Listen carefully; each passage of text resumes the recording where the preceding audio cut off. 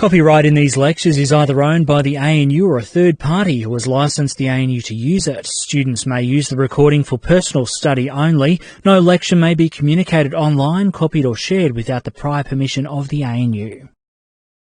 Screens, you know how they've got these big TV screens around. So there's two of those. The one on away from the streets working, the one closer to the streets not working.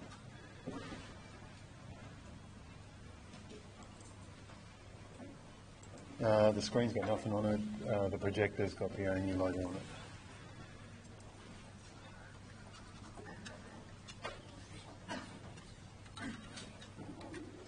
U85 17 5524. Yep.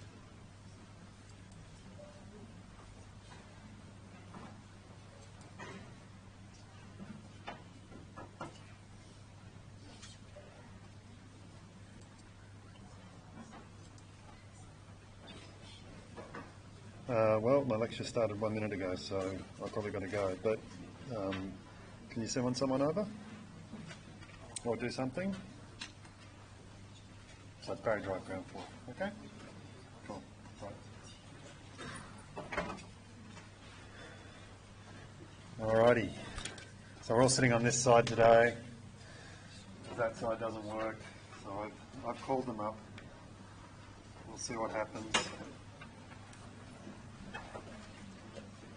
I fully expect that at some point they'll turn everything off and try and reboot everything, so we'll have to make do while we can, eh?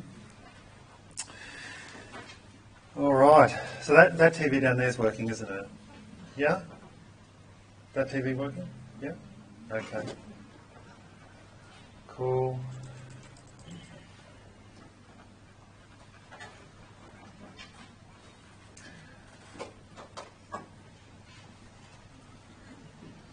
All right. So today we're going to talk about a lot of the sort of finer points of graphics in R.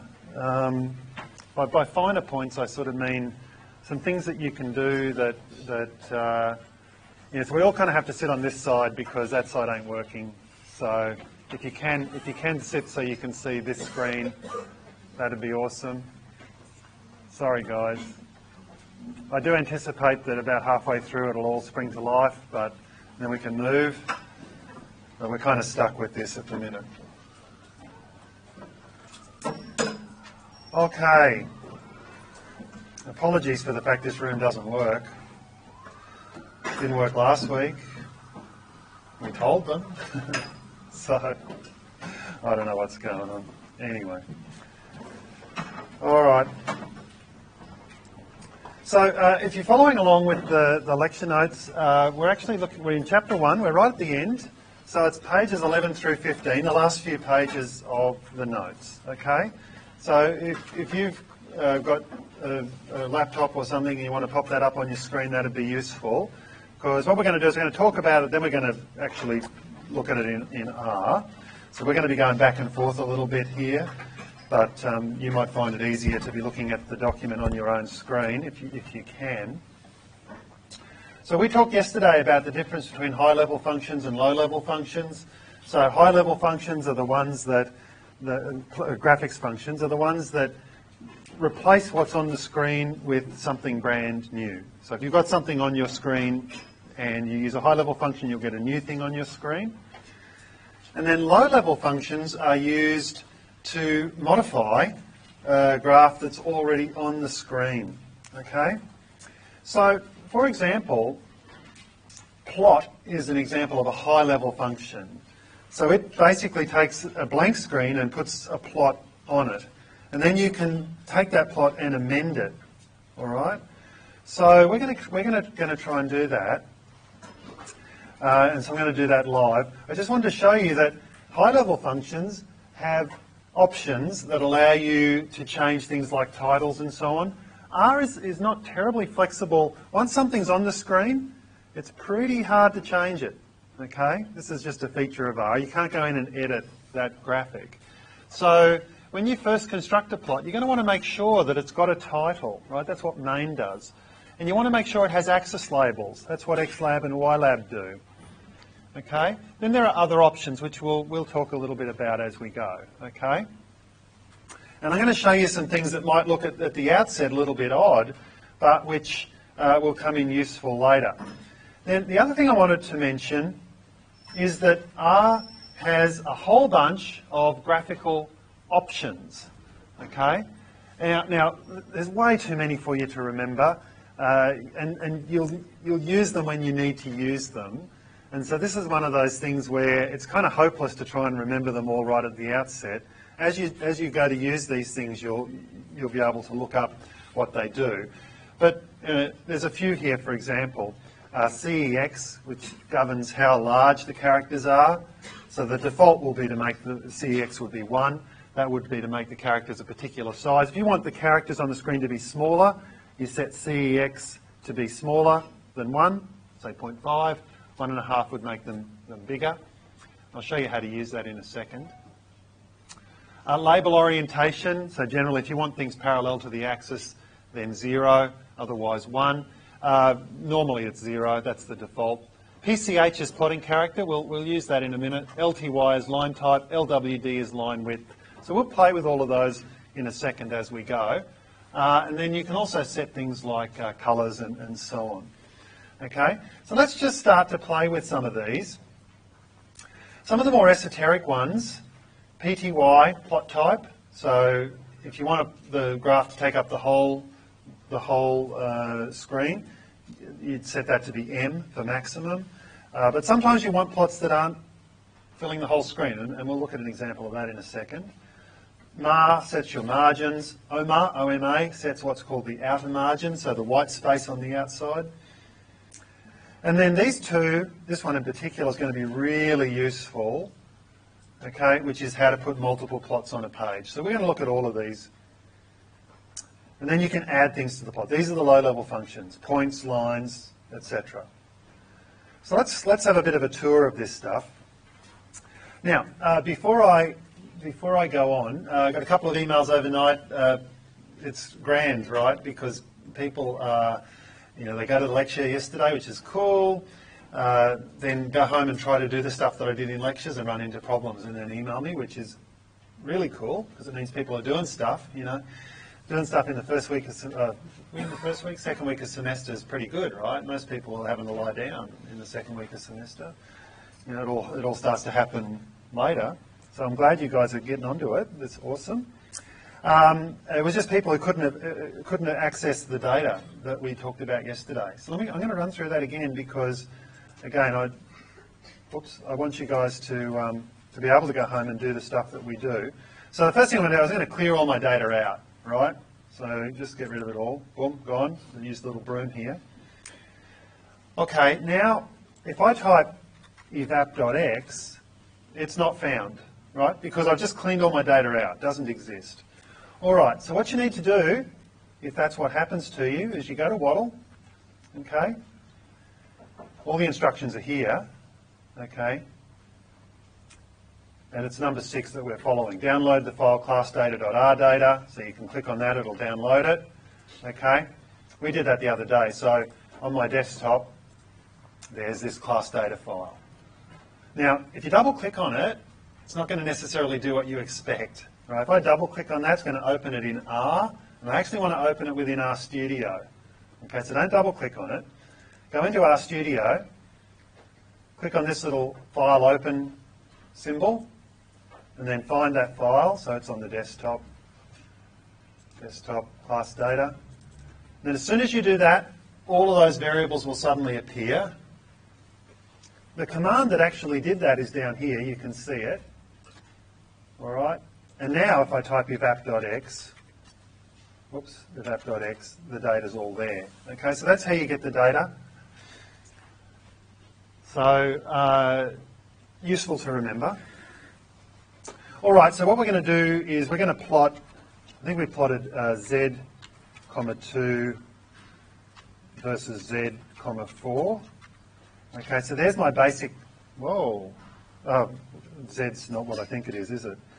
z equals evap.x, because I just got rid of all my data. Okay, so that's my basic scatter plot. All right, so let me make that plot big enough for you to see. All right, so now let's try and do some of the things that we talked about in terms of changing this graphic up. Okay, so I'm just going to start by giving it a title. So main equals flu. I'm going to just use silly titles because it's much easier to type than something longer. xlab equals, I think it was one of the soil temperatures, but I'm going to call it variable 1. You can call these whatever you want, right? ylab equals var2. Okay, so that's going to set up the plot in its basic form. It's got a title at the top, it's got things at the sides. Okay? Now, you might say to yourself, that title's pretty small. I can't really read it. Sitting at the back of the room probably can't read anything, right, because of the way this room's configured. So I'm going to try and make that title bigger. Okay? Now, I can't just make it bigger. I have to redo the plot. And this is why you do everything in the script editor, right? So I'm going to go par, brackets, cex equals 2. Okay? So I'm going to expand the characters, double their size. Then I'm going to redo that plot. And you'll notice how everything got bigger. Okay? Everything got bigger. Now that might not be what I wanted to have happen, right? I might have only wanted the title to get bigger. So that's something I could do, but I have to do it a bit differently. So let's try and do that. So let's go back and set par cex equals 1. Go back to normal. Then what I'm going to do is I'm going to go through and I'm going to take out the title here, right? Just take out that title. So put the plot on the page without the title. And then come on through and put the title in. Sorry, then I'm going to set par cex to be 2, so double the size of the text from now on. Now I'm going to put the title on the plot. Title, hello. Okay? And suddenly it appears. Now, it's a lot of messing around, right? But, you know, this is both the beauty of R and the curse of R. Now, it's not a menu-driven program in the sense that, you know, I can't click on that hello and grab an edge of it and drag it up the way you would in most other paint programs. But I have this capability to change things by using commands and changing parameters. Okay? Now you can kind of see why you're going to want to do all this in the script editor, because pretty much every graphic you begin with is a work in progress. Okay? So, you know, we talk about the 10 commandments. They're normally things like thou shalt not steal and thou shalt not kill and all those, you know, things that stop us from murdering each other.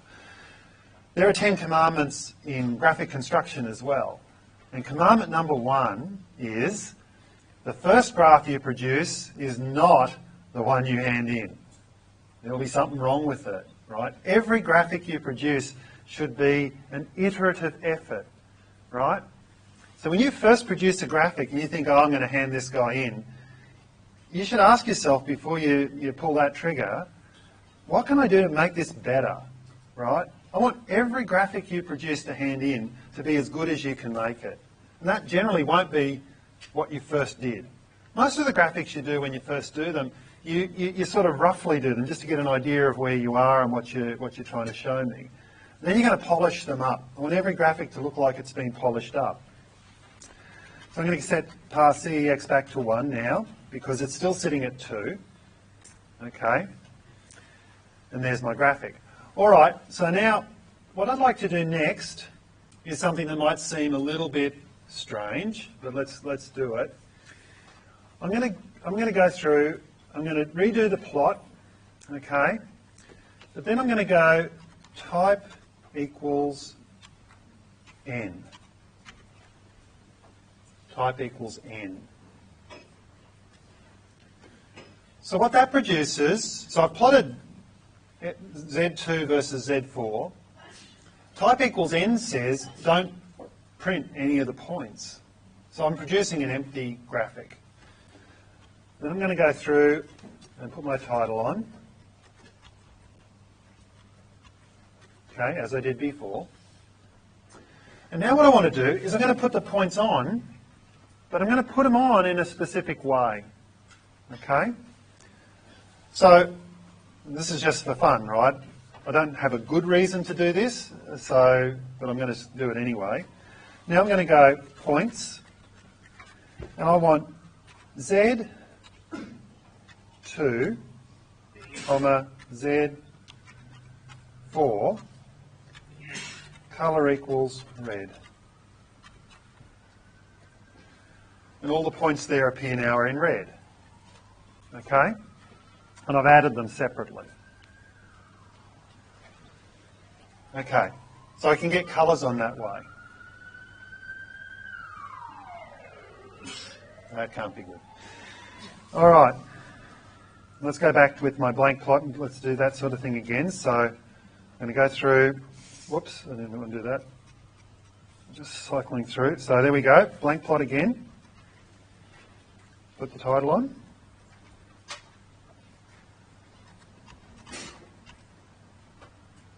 Okay, now what I'm going to do.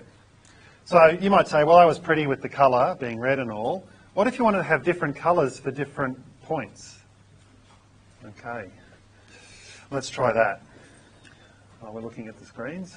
We'll need a...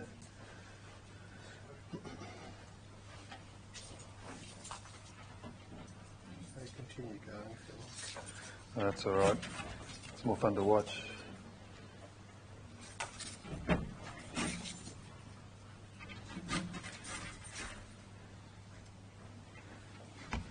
So talk amongst yourselves, fire up YouTube, do whatever it is you do when you've got a moment spare.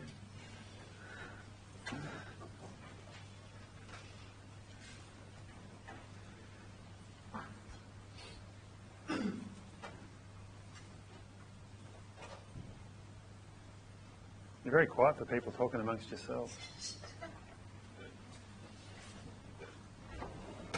Do you not know each other? Is that the problem?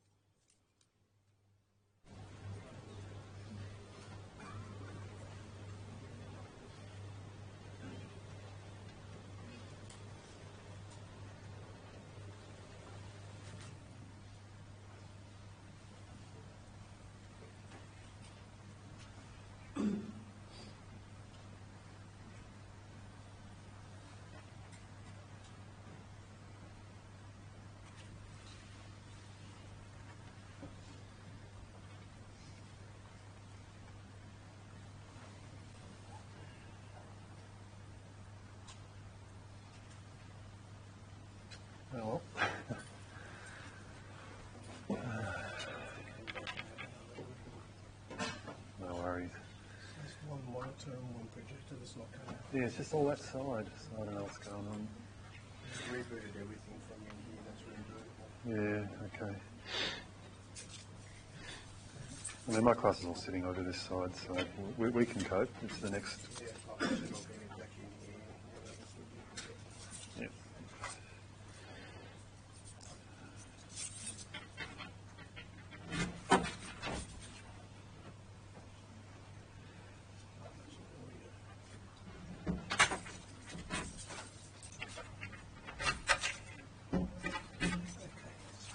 No, that's all right. Worth a try. Thank you. All right. Well, good news is none of you have to move.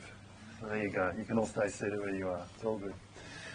Okay, what am I going to do here? All right, so I've got a blank slate. So what I'm going to do is I'm going to put half the points on, or some number of points on, in one colour, and then other points on in another colour.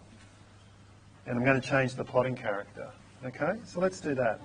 Let's go points. And I'm going to go Z. Now, instead of putting the whole second column, I'm only going to put in those values for which the second column is less than 85. 85 is in the middle. See how 85 is in the middle at the bottom there? So I want only those values for which Z2 is less than 85, comma 2. Then I'm going to do the same for Z4. Z, and again, same points. Z2, whoops, Z, comma 2 is less than 85, comma 4. Z2 less than 85, comma 4. Okay. Colour equals, which favourite colour? Magenta. Okay, that's flamboyant. That's what that is. All right. Let's see if R knows about magenta. I bet it does. So look at that. It's very pretty. Thank you. That was awesome. All right. So see how only the points on that side appeared? All right. That's using plotting character 1. Plotting character 1 is an empty circle. Okay? It's an empty circle. Let's put the others on. So now I'm going to, instead of less than 85, I'm going to go greater than or equal to 85. Okay? Greater than or equal to 85. Who's got another colour for me? Turquoise. Oh my God. Let us know about that. Turquoise. Turquoise. Let's see if it's right. And now we're going to go PCH equals 16. And there we have it. So it is turquoise. That's cool. You'll notice instead of empty dots, I've got full dots now. Okay. So you can sort of see the kind of control you can get over the graphs you produce, right? Now, all I've done is printed in one half, then the other half. But there might be very good reasons you want to print different points. For instance, the first half might be males and the second half might be females, and you want that to be rendered on your graph, okay? And you do all this by using the features of the options you have for printing different kinds of colours and different kinds of points. So PCH equals 1, which is the default. PCH is plotting character, gives you an empty circle. PCH equals 16 gives you a full circle. Okay? In between 1 and 16, there's all different shapes of characters, right? So we could have gone and done it a bit differently. Let's very quickly show you that. So there's the empty plot again. I won't bother putting the title on this time. And now I'm going to come and put the points in. Where is it? Right. PCH equals 2. That'd be triangles. Okay.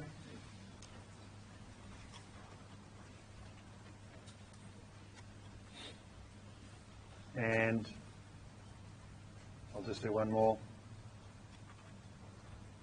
PCH equals 3, gives you pluses and so on. Okay, so you can sort of see you've got a fair bit of control. So you could use different kinds of characters, different kinds of colours, different kinds of subsetting.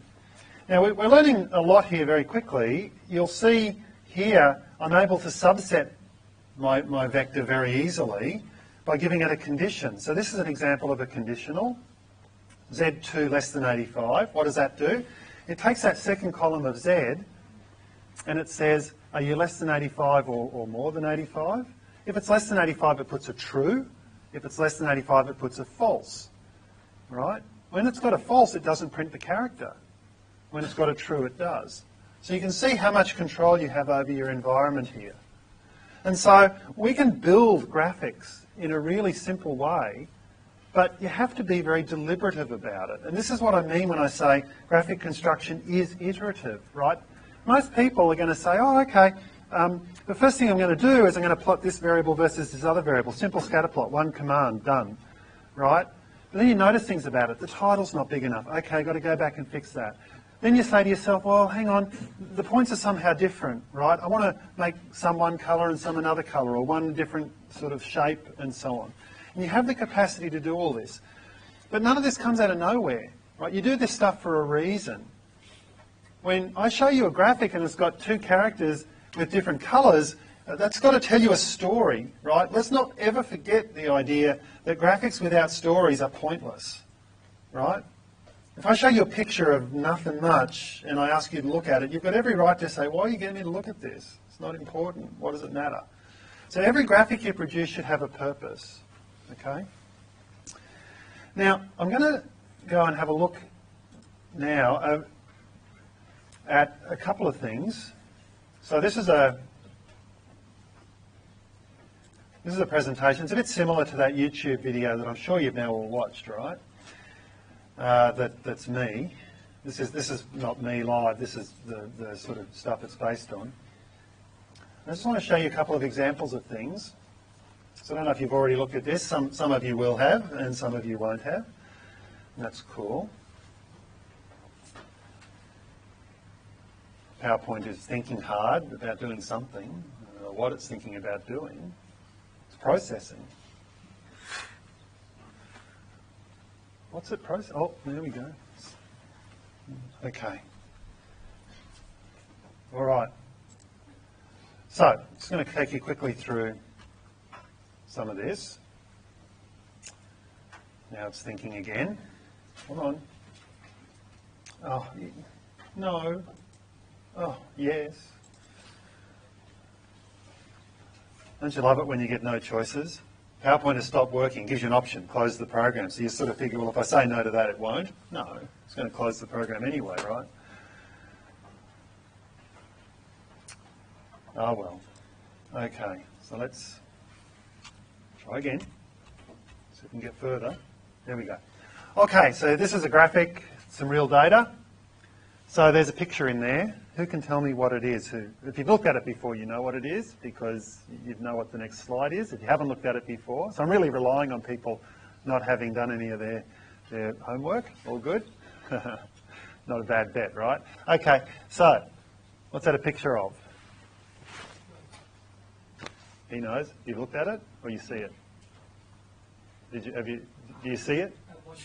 You watched it? That's cool. That's cool. That's fantastic. Someone's watched my video. That's a lot. Oh, did you hit like? Oh, that's awesome. All right. Let me show you what this is a picture of. Okay. That's the same data. Okay. Now, what's that a picture of? Everyone should answer this one, right? It's a sine wave, waveform, whatever. Yeah, it's something like that. Now, this is the same data. Now, I changed something from one graphic to the next. What did I change? Yeah, it's called the aspect ratio, right? Instead of the thing filling the whole page, I made it squished so that it's long but squat. Okay? All right, now, have a look at this one again. Can you see the pattern now? Still can't see it? All right. Have a look at that. Go back. Can you see it now? Who can see it now? A few people. Who still can't see it? Cool. Okay. So what's stopping you seeing it? Because you know the answer, right? You know the answer. Your brain's locked that in. Right? You're smart people. You know what to do. Come back here. What's stopping you not seeing it? What's stopping you? This is where your brain's your worst enemy, right? So who here as a small child, or even recently, has laid on the ground and looked up at the clouds? What is wrong with you people? Have you not had childhoods? Oh my God. Oh my God. So, okay, when I was a small child, you sometimes lie on the ground and you look up at the clouds. You can relate to this? Okay. All right. And you see pictures, right? That cloud looks like a horse, or that cloud looks like a dragon, or you had that experience? A couple of people are nodding. Okay, it's good. It's good we haven't abandoned joy in life, right? Oh my goodness. Okay, so you see pictures in things, right? Your brain's really good at this. Your brain likes to match patterns because recognising things is something that's useful to you as a life skill, right? So what does your brain do when it looks at this? It's looking for a pattern, okay? So think to yourself, what sort of tools does your brain use to form patterns? Now the simplest tool is likely to be what's close to what. Proximity is a really useful tool for determining whether two things are related, okay? So when I look at this plot, I think to myself, what points are close to what other points? They're probably related, okay? And so I might start here on the left-hand side, and I go, well, these 2 points are close, so I'll join them. Where do I go next? And probably it's up to here, right? And then over to here, or maybe here, here, here. And so I sort of get if I'm trying to put together a picture of this by sort of joining dots. And remember, I told you yesterday, right? When you've got young kids who are trying to see patterns in points, they join dots. So that basically tells you that this idea of looking at things that are close to one another is kind of built in from really young, okay? And so if I try to do that by joining dots that are close to one another, I sort of end up going in the wrong kind of direction. I sort of stay up near the top of the picture, and these points are close to one another, so they all get joined together. And I never really move down because the scale here is so extended that there's no reason to move down. So I sort of stay up the top. And I don't get a sense of what's really going on. I'm ignoring most of the data, right, because most of the data is down near the bottom. So now, if I tell you something, it might help you. I might tell you, look, this data is generated from left to right, okay? If I do that, that gives your brain another hint. It says that the governing pattern is this sort of slow progress as I move from left to right. And that tells you, well, I join this one to this one, but then I don't go over to this one because the next one left to right is this. And now I start to join the dots going left to right. Boom, boom, boom, boom, boom, boom, boom. You see where my finger's going? And it's tracing out a waveform, right? And now, once I tell you that, and you watch my finger, most of you now will be able to see the pattern. It's still a bit of a struggle because your brain is fighting you. Your brain is going, go to the point that's closest, go to the point that's closest. I know that's right, I know that's right. And your brain is actively working against you seeing the pattern because one part of your brain, which is the visual part, is going, points that are close to one another belong together. And then the part of your brain that's the analytical part is saying, he told us left to right, he told us left to right. And they're fighting, and so you still can't really do it easily. Okay? And this is just a feature of humans, right? Different parts of our brains do different things. One part of your brain's good at numbers, one part of your brain's good at looking at things, and so on. Now, you might think, gee, I wish my brain would get it together so that it all could cooperate. Well, truth is, you're not smart enough for that to work. None of us are, right? So we're really trying to process small chunks of the world at a time, and that helps us cope. And this is where statistics comes in useful. Remember what I told you yesterday? Statistics is about taking masses of data and converting it into little parcels of useful information, and you throw out all the useless stuff. That's what your brain's trying to do 24/7, okay? When you leave this lecture theatre today, you're going to walk out onto that road, and you're probably going to cross it, okay? I'm guessing, unless you want to stay on this side. Why would you want to do that? You're in Turner. Ugh. Anyway, you're going to go back to the university because that's where all the fun is. Huh? And so Crossing the road involves decision making. So you're going to get to the side of the road. You've got to look down. You're going to see a car coming. You don't know how fast it's going, so you've got to make a judgment. Okay? If your judgment's wrong, you die.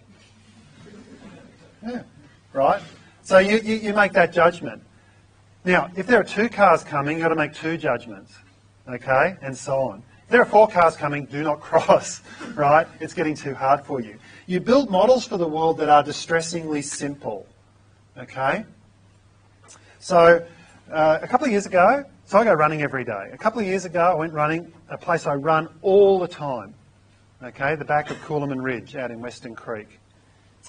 And I have a model for the world, and the model is that the ground is flat. So I go running and I run in the dark. Okay? And as I was running along, there was a rock in the path, and I tripped because my model failed. My model for the world failed. My model was too simple. Almost all models you build for the world are actually too simple, right? But somehow we build this illusion that we're coping because our models are good enough. And that, again, encapsulates a lot of what statistics does for you. Statistics creates good enough models for the world. Okay? By the way, the postscript to that story is I fell, I lacerated my kidney, and I was in hospital for 4 days, right? Including an operation and some other stuff. So that was no fun. When your models for the world fail, catastrophe can occur, right? So, now, what's the lesson here in graphics? The lesson is, unless you knew that that was the pattern, you don't know to make the aspect ratio different to what it is. So a lot of what you do in graphics is about experimentation. It's about trying things. And not everything you try will work, okay? And God doesn't come down from heaven and tell you what the pattern is. You're on your own. So that's really the challenge for us in a lot of this stuff. Okay. So I'm going to bail on that there for the minute. I'll leave it up because I'll show you some other stuff in a minute. Come back to R and come back to my little set of things here. Now, the other things we can do in R, once we've got a graph on the page, is we can add stuff to it. So remember, high-level functions dominate the display. They take whatever's on the display and they replace it by something else. Low-level functions will modify a display. They'll add things to a display. So we've seen one example of that with points. Now you can do all sorts of things, right? So we've seen a couple of these today. We've seen points, we've seen title. Okay. Now, you can also add lines. We saw that yesterday when we added a line to a plot. You can add axes. You might go, well, hang on, it already has axes. All right, well, it doesn't have to. So let's go and have a look at that. So now I'm going to go back to my original plot. Z2, Z4, xlab is var1, ylab is var2, type equals n, axes equals f. That's my plot. It's got titles for the variables, var1 and var2, everything else is missing. Okay. I can come through and add some points. So let's go and add the points in red. Then I can put the x-axis in. And then I can put the y-axis in. And so on. And I can build my plot like this. And you might say to yourself, well, why the hell are you doing this? Because you can get R to just put those guys in automatically. Well, yeah, but I don't have control over that.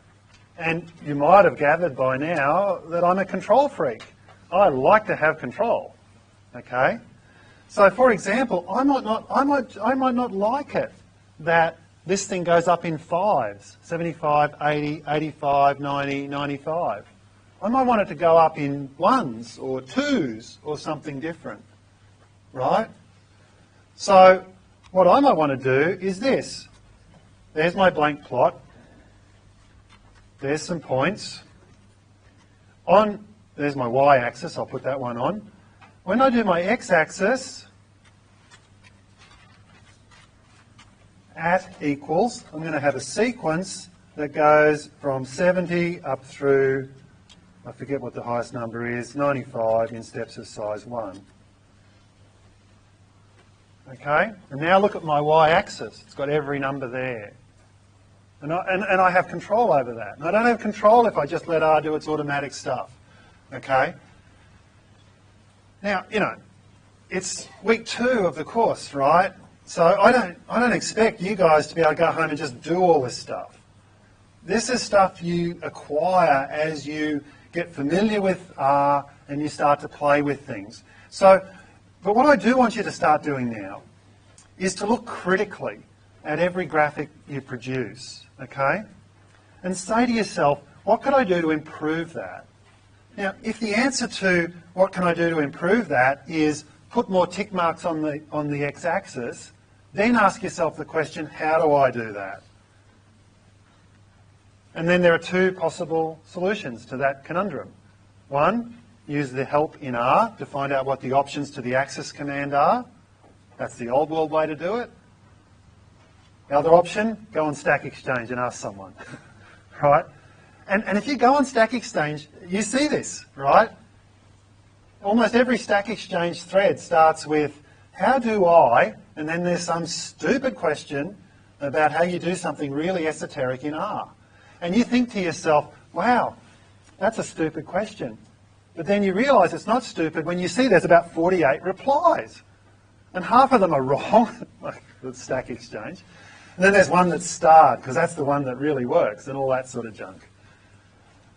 And so the journey you're on is a journey from where you ask a question on Stack Exchange, and then at the end of the semester, when you're done, you'll be answering questions on Stack Exchange for people who don't know how to do stuff in R. You make yourself useful there. So that's the journey that we're on. And I know, you know, when I start talking about R, you've got to realise that learning R is a vertical enterprise.